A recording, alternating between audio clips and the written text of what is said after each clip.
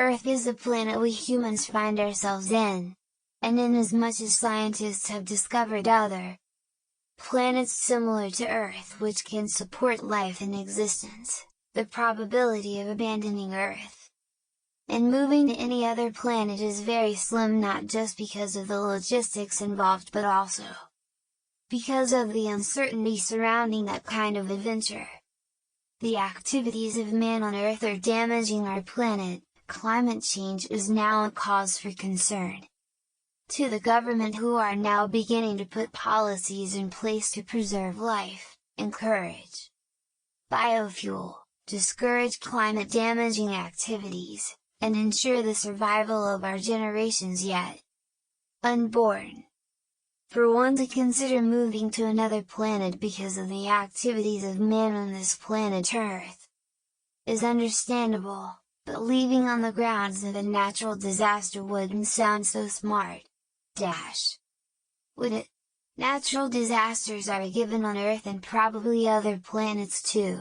The government, with the help of geologists, scientists, geographers, and other specialists, can make predictions, prevent their damage and save many lives in the process. But one thing they cannot do, however, is to prevent these disasters from happening.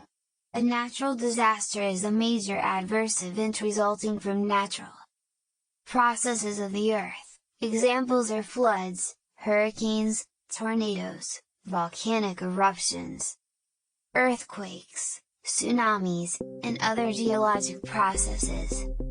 In the next couple of minutes, we will be taking a look at the latest of one of these natural disasters, which hit the Bahamas, Hurricane Dorian.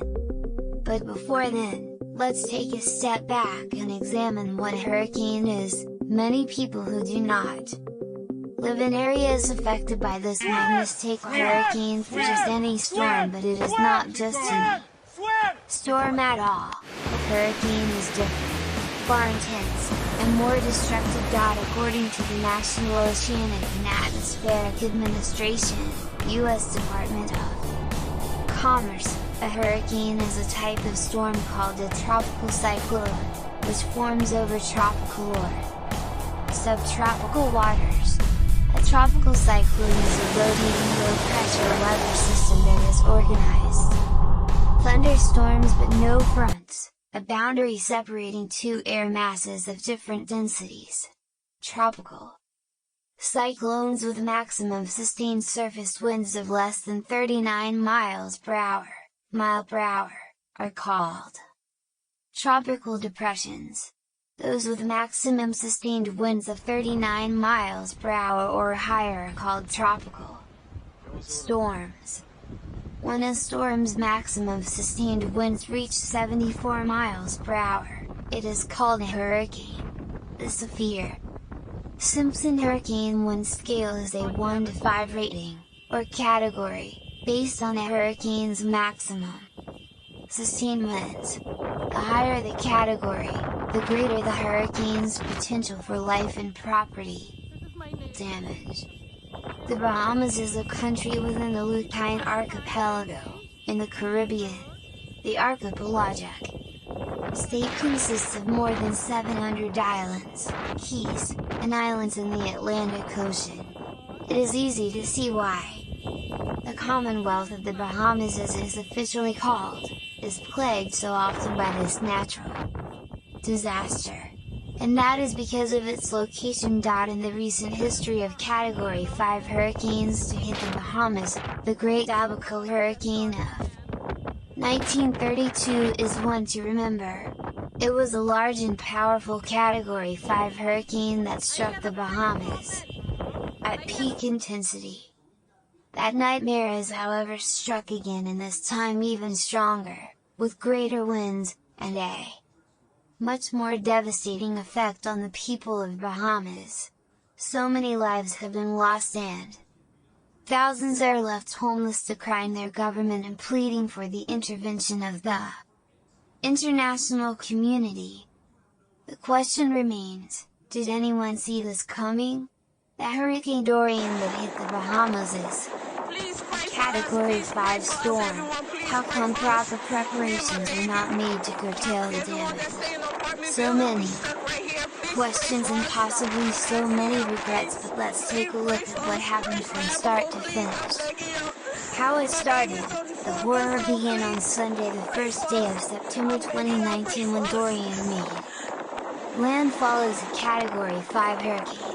The winds sometimes rose to over 150 mph before finally reaching speeds of up to 200 miles per hour.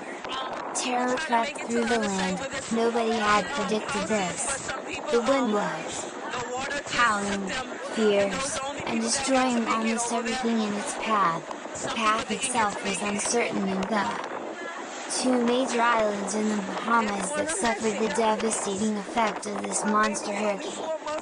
Dorian, or the Abaco Island in the Grand Bahama. At this moment, Bahamians don't know how many bodies might be under rubble in Marsh Harbor. The town at Abaco Island, one of the areas most affected by Hurricane Dorian's fury, is known as the Mud, a small town in Marsh Harbor in the northern Abaco Island.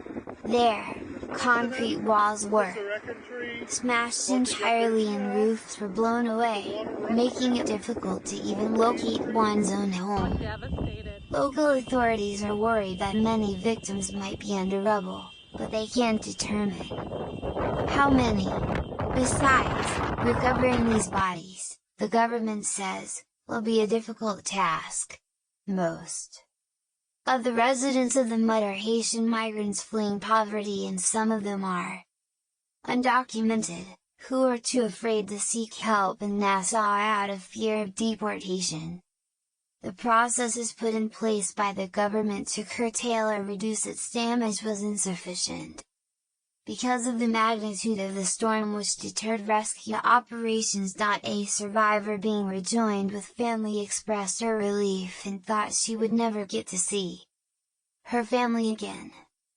"I wish I could forget it," said another survivor who saw bodies floating down the streets while he hung on a tree with his wife in a basketball short and shirt which he wore for 3 days. He said, all they did was sing songs because they felt that was the end for them. As Hurricane Dorian approached, the storm's path remained inconclusive. By the time he and his family knew it was coming their way, it was too late. "We knew the storm was headed our way, but there was no way to get out," he said. Dorian arrived Sunday as a Category 5 hurricane with 185 miles per hour sustained winds and sometimes higher than 200 miles per hour. He and his family lived on Marsh Harbor, a community part of the Abaco Islands, the island most devastated by Dorian. During the storm, he saw buildings leveled, cars wrecked, churches flattened, and cars carried down the street. By Monday, he decided to leave their home, which was 13 feet underwater. "We swam from the bedroom to the counter. We stood on the counter for a little bit, but the water is still rising, so we had to get out," he said. "So we swam from the counter to the front door. We hung onto the door for a little bit. We still didn't know if we want to go outside. The winds were still at 175 miles per hour. They went out anyway, grabbing onto a nearby tree.